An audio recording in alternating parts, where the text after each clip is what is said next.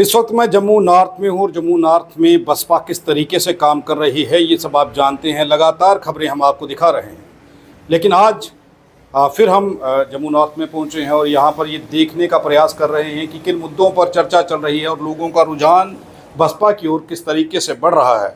तो ये जान लेते हैं कि किस तरीके से काम चल रहा है, लोग बसपा के साथ किस तरीके से जुड़ रहे हैं और यहाँ के जो उम्मीदवार हैं बसपा के बद्रीनाथ जी हमारे साथ हैं, उनसे जान लेते हैं कि वो क्या कह रहे हैं।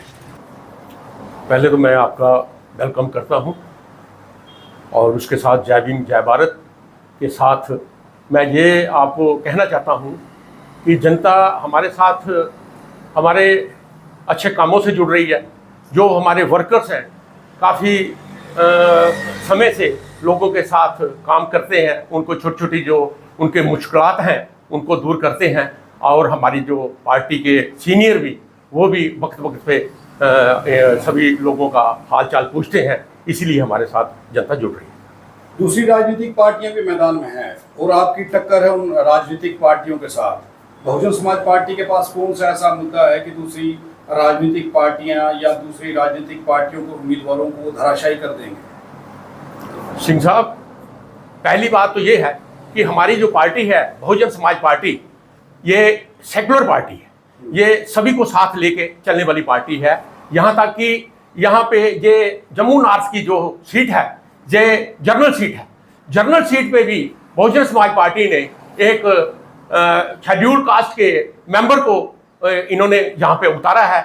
इससे ये साबित होता है कि कहीं भी ये जो कैंडिडेट ठीक है, जहाँ पे ये जात पात या ये जो सिस्टम नहीं देखा जाता, यहाँ पे ये सबसे बड़ी बात ये है कि जो कैपेबल है, जो काबिल कैंडिडेट है, उसको ये आगे लाते हैं और वो कंटेस्ट करता है। आप ये कह रहे हैं कि दूसरी राजनीतिक पार्टियां जातिवाद धर्म पे राजनीति कर रही हैं?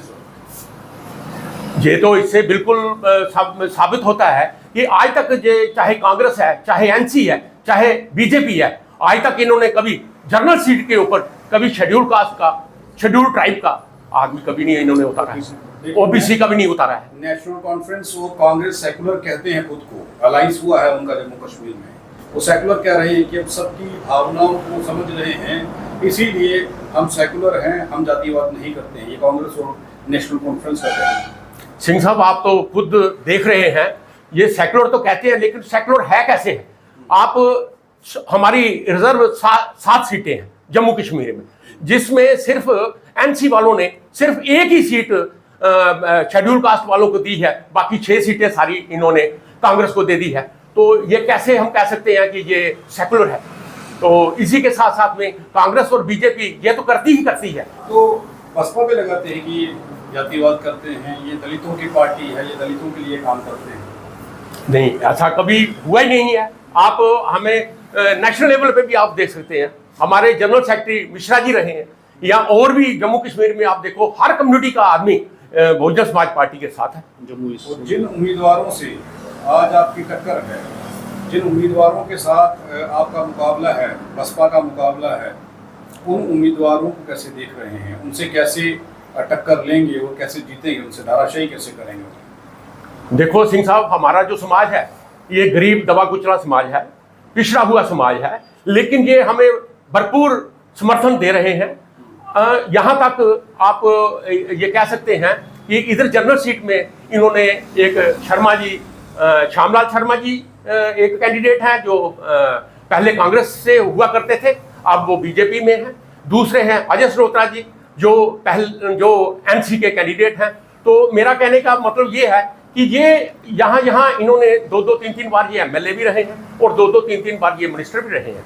और मैं ये कहना चाहता हूँ कि आज भी आप इनके जो जैसे पहले मड में रहे हैं, उनका आप अगर उधर आप जाके देखें तो मैं समझता हूँ कि वहाँ पे शेड्यूल कास्ट के लोग काफ़ी नाराज रहे हैं इनके साथ। और ये दूसरा शर्मा जी इनका अखनूर था, तो यहाँ भी लोग काफ़ी इनसे नाराज रहे हैं। तो उसी वजह से आज जो लोग हैं वो बहुजन समाज पार्टी का साथ दे रहे हैं और बहुजन समाज पार्टी को पसंद करते हैं। शशि साहब, जम्मू नॉर्थ की सीट को कैसे देख रहे हैं? जनरल सीट है, बहुजन कैंडिडेट है आपके पास, पुराने कैंडिडेट हैं, क्या रुझान है इस सीट का?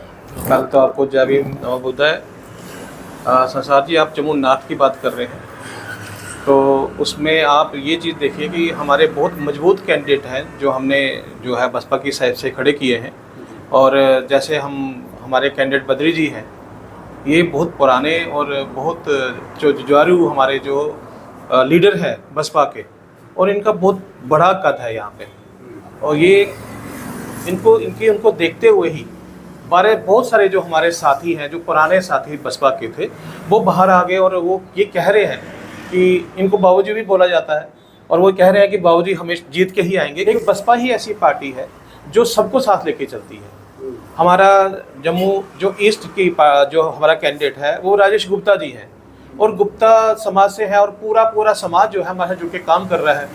हमारी पार्टी में बहुत सारे ऐसे लोग हैं, हमारे साथ राजा सिंह जी हैं, वो हमारे साथ जुड़े हुए हैं, और बहुत सारे ऐसे लोग हैं जो हम बड़ी कास्टों से हमारे साथ जुड़े हुए हैं, और उनको पूरा मौका दिया जाता है। हमारे जो दिल्ली से कोऑर्डिनेटर हैं वो ये कोशिश करते हैं कि सर्व समाज को हम अपने साथ चलाएं, और ये जो सच्चाई है ये निकल के बाहर भी आ रही है।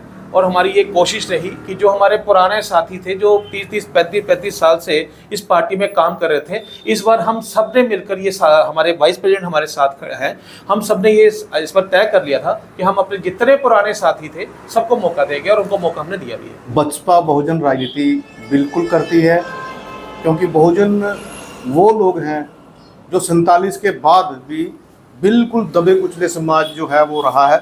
उस दबे कुचले समाज को अगर आगे लाना, अगर आप समझते हैं कि ये सेकुलरिज्म नहीं है, तो मैं उसमें आपके साथ सहमत नहीं हूँ।